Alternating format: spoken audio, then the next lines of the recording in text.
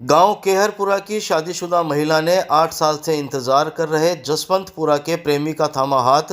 महिला की हुई थी 2 शादियां। झुंझुनू जिले के गांव केहरपुरा की शादीशुदा महिला ने प्रेमी के लिए पति का साथ छोड़ दिया और अब चूरू जिले के गांव जसवंतपुरा के युवक के साथ लिव इन में रह रही है।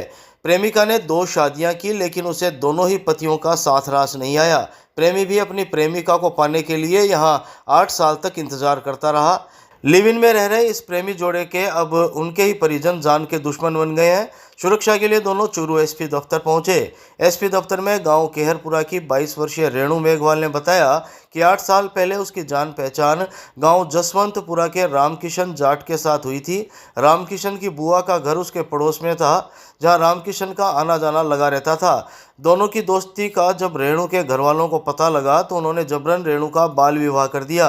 रेणु उस वक्त 15 साल की थी जब उसकी शादी झुंझुनू जिले के ही गांव इस्लामपुर के मुकेश के साथ कर दी गई।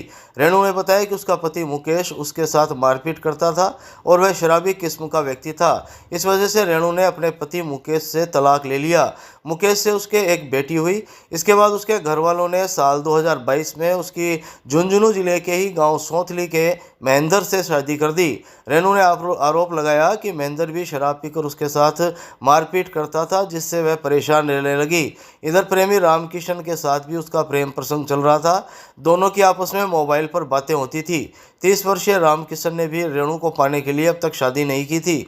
रेणु ने बताया कि वह पिछले 1 महीने से अपने पीहर केहरपुरा में रह रही थी। 8 अप्रैल 2024 को वह अपनी बेटी को पीहर में छोड़कर रामकिशन के पास आ गई और दोनों लिव इन में रहने लगे। रामकिशन ने बताया कि उसने एमए तक पढ़ाई की और वह अभी खेतीबाड़ी करता है। रेणु ने 10वीं कक्षा तक पढ़ाई की है।